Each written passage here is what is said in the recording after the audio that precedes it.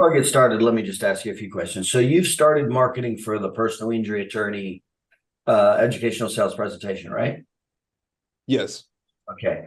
And it's been a couple of weeks. How many of you got signed up at this particular point?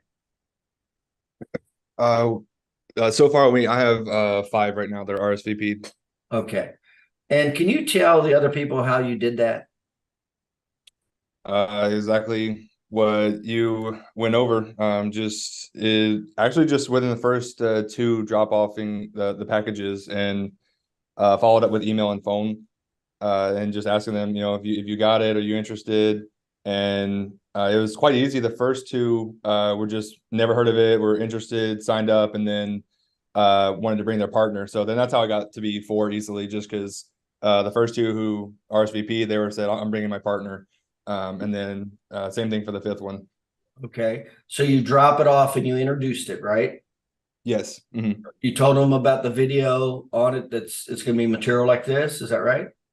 Yep. Yeah. I told him about the video and said, make sure you check it out. And then I checked back with them the next time I dropped it off. And they said, yeah, no, it sounds great. Put me down. I'll be there. Okay. Did they say that the very first time you dropped it off or when you followed up? No, when I followed up. Okay. When you followed up, did you ask them if they had a chance to watch the video? Yes. Mm-hmm. And what Yeah. they And they say? had, And what they say? yeah, no, they said they were super interested. They said they never heard, of the material. They were really curious about, what it was all about. So, in your in your evaluation, how much impact did that little short pre-sale video have on increasing their awareness and interest and desire to get to the to actually want to attend? Oh, massive. Yeah. No, I mean that they definitely cited that as, that's what piqued their interest because they had never that material, that never reached them before. So that was what sparked it. Good. Okay. All right. So you did this with the first one, you get them down, and then I'm just curious, did you ask him, is there anybody else that you want to bring with you, or did he just volunteer it? The first guy volunteered it. He just said, I actually asked him, I said, are you going to bring a paralegal or a spouse, anyone else you want to bring? And he said, yeah, I'm going to tell my partner and bring him. And Okay, then so you when I did so asked, you did initiate it. yeah, you're right. I did initiate it. Okay, that's my point. Is anytime somebody signs up, you always ask, and who would you like to bring with you?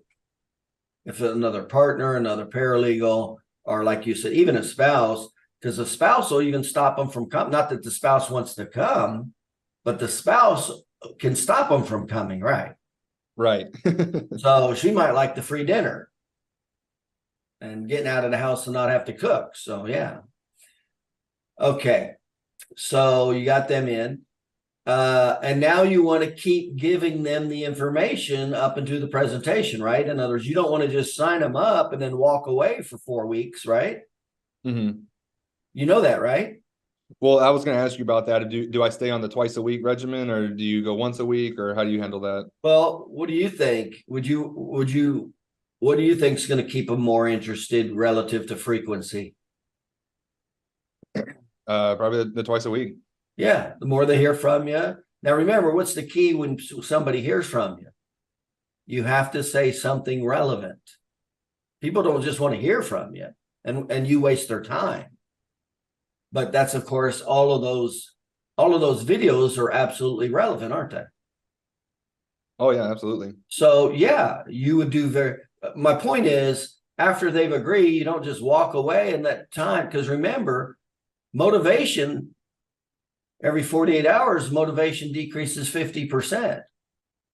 So how smart would it be to sign them up and then not talk to them for 2 or 3 weeks? Wouldn't be that smart. No, yeah. So yeah, that's what those other videos are for. So just keep handing them out and say, here's more information about the seminar that you'll be attending. And then, of course, you want to introduce that video, say the title. You want to say that title because the title is what captures the awareness and the interest for them to watch the video. So it's safe to say that those preliminary pre-sale videos significantly help you bring those attorneys to the table, didn't they? Oh yeah, absolutely. Okay. So how did you think it went? You went to the first attorney, that all happened. Were you pretty pleased with it, or how are we feeling about this time? Yeah, no, I was very pleased. I was shocked that the first one was the first guy I had spoken with, and it went super well. And like I said, I mean, he was like, "Yeah, put me down, and I'll bring my partner." So yeah, I couldn't have been more pleased. And then the key, what's the key with the partner? I don't know. You tell me. Shouldn't that partner see that same video? Right. Yeah. No, definitely. Yeah, I sent all the stuff to the partner too. So you better make sure, say, hey, make sure the partner sees the video also. Because that partner, if he's not as motivated, he could help pull the other one away from it over time, couldn't he? Yeah. Yeah, definitely. So yeah, you want to stay full bore, don't you? So you want to make sure, yeah, make sure the attorney gets it. And then you want to keep getting him out there, give them the titles, keep their awareness and interest not only where it's at, but it'll get higher and higher. Let me ask you, what's the likelihood you think you would have been able to sign them up to get to a presentation if you wouldn't have did what I said and personalized it and dropped it off and introduced what we were doing and gave them the pre-sale video to stir their interest? What do you think the likelihood of you just going over there, trying to get a meeting with them to get them to refer you patients if you had not taken my personal injury course? Extremely low. Okay. Then you go to the second. Tell us how the second one went. The second one, I contacted them and they actually reached back out to me because they hadn't heard of me and they said, I want to take you out to lunch, just to get to know each other. And so just off of that initial introduction, we just did a basic, just small talk lunch. And then, I mentioned a couple of the categories like me and you spoke of, and then at the end, just hit them with hey, we're doing the seminar and this presentation. It's going to go over all these things. I can see the information, and they were like, oh yeah, no, that sounds great. And they said, put me down. And so then we just confirmed it later, through text. Okay, so let me be real clear on this because this is something important happened here. So when you do the presentation for them, you say the same thing, watch the video. Do you know if they even got a chance to watch the video before they asked you out for lunch? No, I don't believe they did. Okay. So, and they just want to do an acquaintance lunch, right? Right. Yeah. They just wanted to meet. They just wanted to meet. And so you called me and say, hey, how should I handle this? And I told you exactly what to do. I said, you cannot cover any pleasurable. You can't say all the things you're going to do for them. And you can't solve their problem at lunch, right? Right. And there was all the things you were probably were going to do. I told you not to do, right? Right. Okay. Then I told you what to do, which was to itemize the top 5 to 7 major topics, pain-based problems. And I said, just bring those up, ask if they're having any problem with each of those individually to increase their awareness of the problem. That's what I told you to do, right?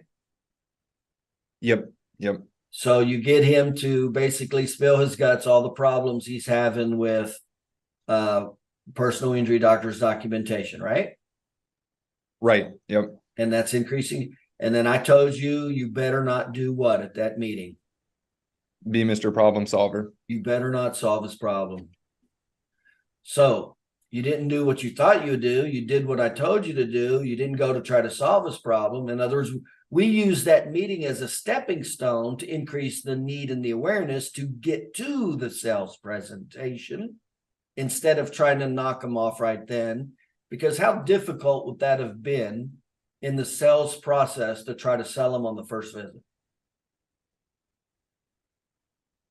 Sorry, you cut out for a second on me. How difficult would that have been to try to sell them on referrals on the first visit? Oh, yeah. Impossible. No pre-sale, no meetings, no nothing. You see, that's when you just really set yourself up for failure. That's what's so important about these multiple contacts beforehand, and especially the pre-sale videos. They position them so by the time they actually get to the sales presentation, they're actually going to be in the third stage of sales. So remember, the steps of sales is need analysis, presentation, obstacles, close. So by the time we get to them, if you've done all the marketing campaign right and the preliminary pre-sale videos, they're already in the need analysis and presentation to some degree, because that's what those videos did. They took you right into the third step of the sales cycle. Their trust and confidence has already gone up. Their defenses and resistance are significantly down. Their perceived need, desire, and need is real high now to get to the meeting. And so now how much better positioned are we to deliver the message and them willing to accept it now?